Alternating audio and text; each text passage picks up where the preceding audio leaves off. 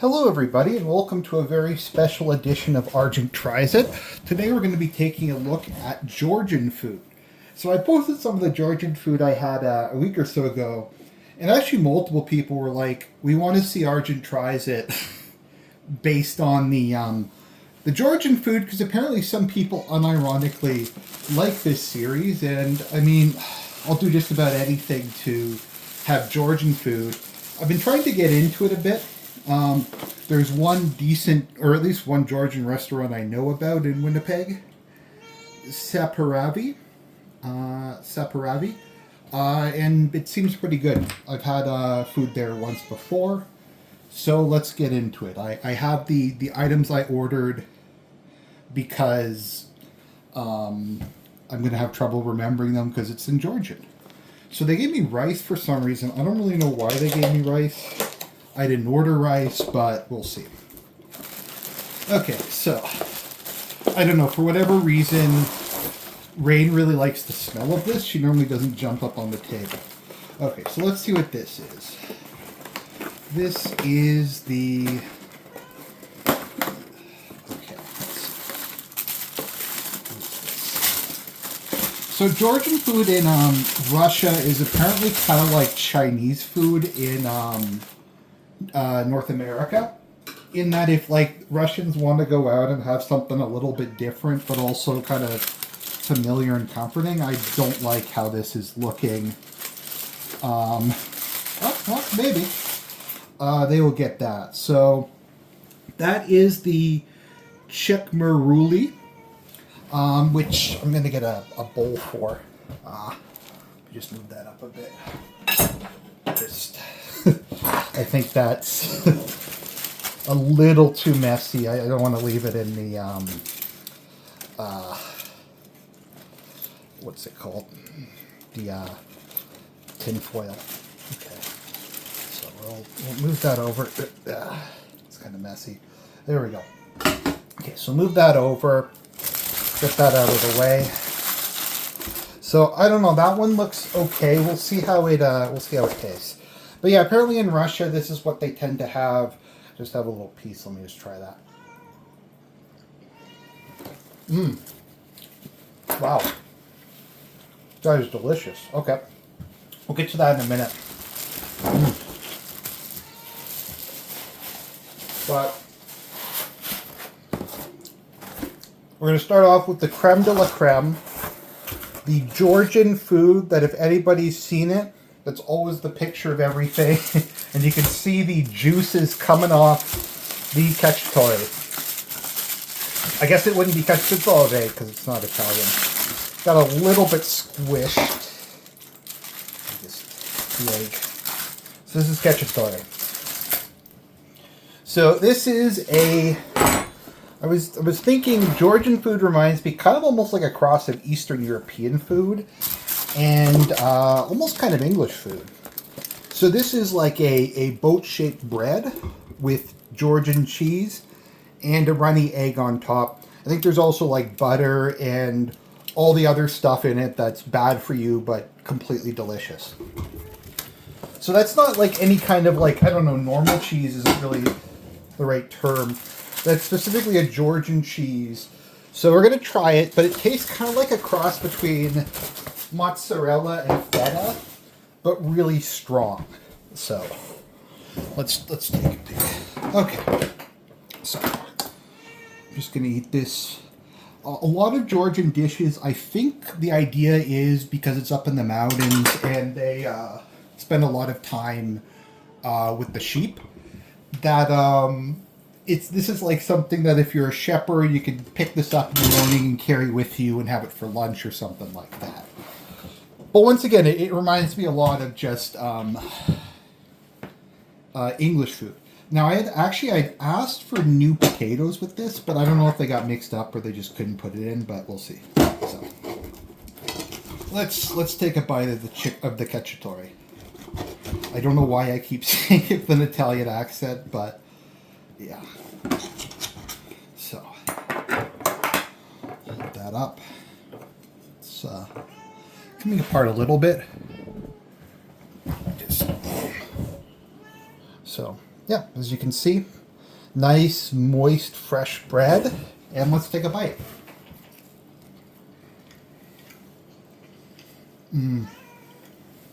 Wow.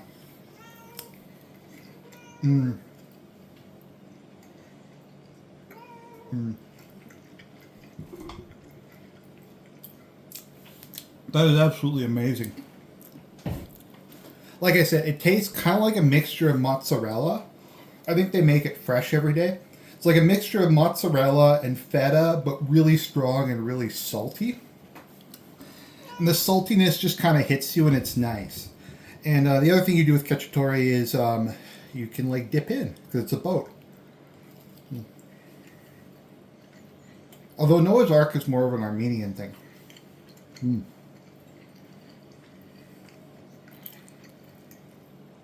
Let's get a bit of that egg. You can, I don't know if you can see just the juices on that. Just all that delicious grease.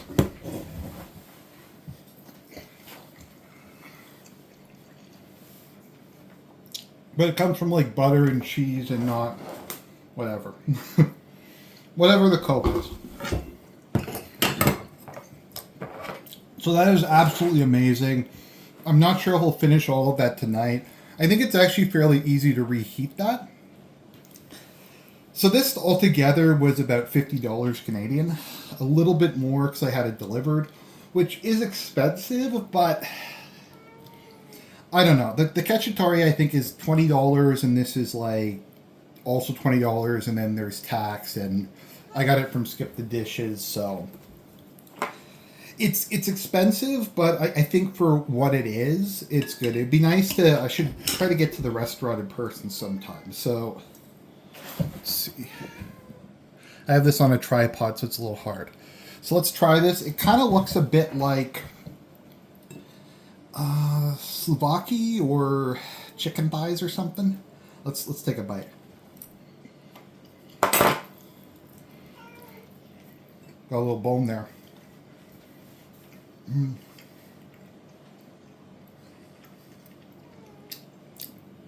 Wow, that is that tastes a lot better than it looks. It kind of looks a bit like slop, but it's. Let's take another bite. Part of what makes Georgian food kind of interesting is the spices are a bit different. Let me just look it up. While we're talking, okay. No, I don't care about my Chrome updates. Georgian food.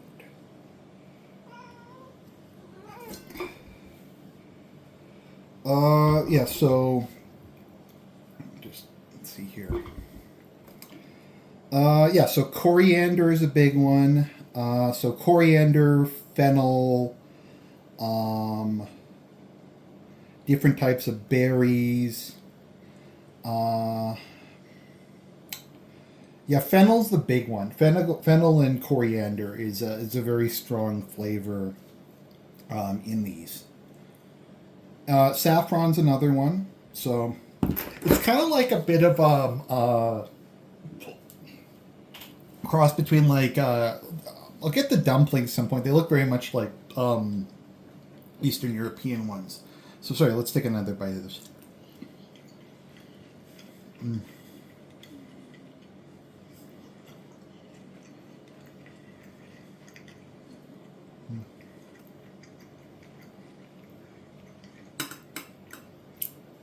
You know what? I thought the skin would be really gross and gelatin-like, and just kind of like unpleasant. But it actually is, the texture on it's very nice. The texture on the chicken's also really good. Wow.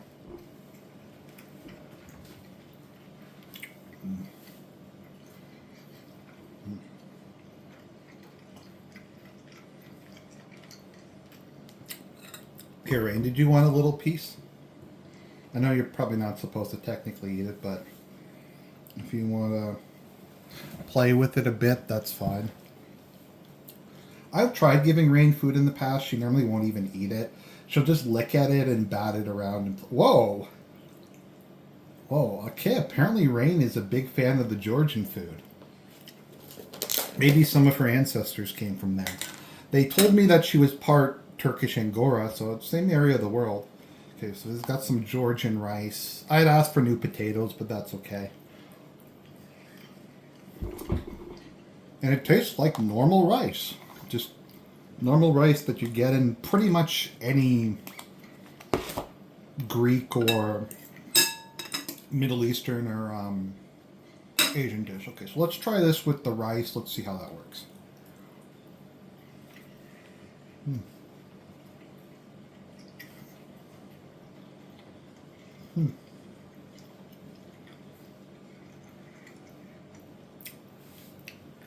That makes the flavor a little more mild, and that absorbs some of the juices. But it does add like a bit of substance to it. So it's not just like a big thing of fatty chicken. But let's take another bite.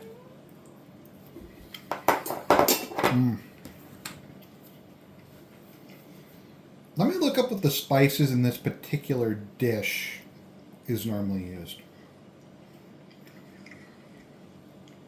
Okay, I looked it up. This one was 28, and the Khachapuri is 22. The Khachapuri is probably good enough for a meal on its own.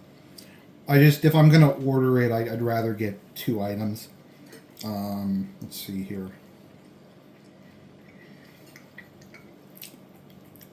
So apparently it's like a milk sauce. So yeah, coriander, celery seed, dried basil, dill, parsley, fenugreek, bay leaf. So just all kinds of different stuff. But it is, once again, the flavor is kind of similar to particularly something you might get in Eastern European food. But it's different enough. It's kind of like a British and a Ukrainian had a kid who was raised in a Persian house.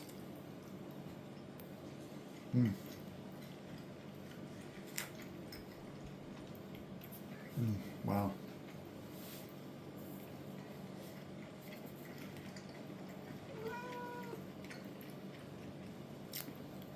It's just so bursting with flavor. Like a lot of food I eat, particularly like at fast food places or something, is so bland. It just doesn't really jump out at you. It just kind of tastes like, I don't know, some sort of generic bland thing. Now there was another dish I got last time that I didn't have in Argent Tries It, which was it's kind of like a meat pie. Let me see if I can find it.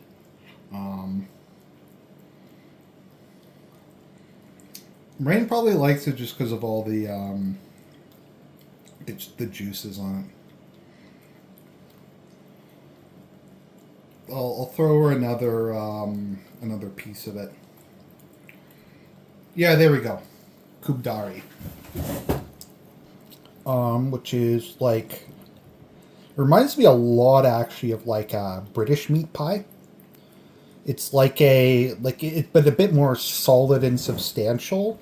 And then inside it has like minced pork and beef mix, which is actually quite pleasant. The only thing with this one is it really needed some kind of like mayo or sour cream to kind of offset the dryness. But overall, it was absolutely delicious as well. But like I said, it was good. It would have been like truly great with the additional things. Let's have some more Khachapuri. Maybe I'm supposed to be eating this with my hands. I just find sometimes with stuff like this, it just can get a little messy.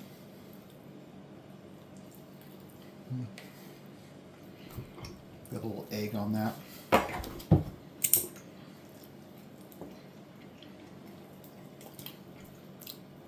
Okay, let's take a bite of that.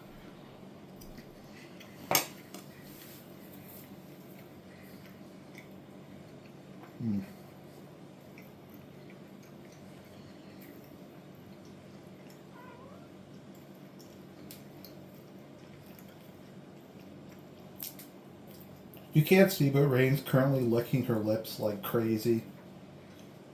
I'm glad you got involved in this video, girl. People like it when you're in these.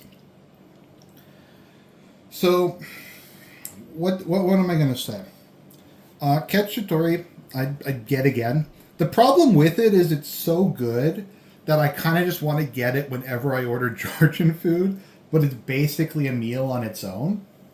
So it's like, oh, I want to get the Khachapuri, but it's so like,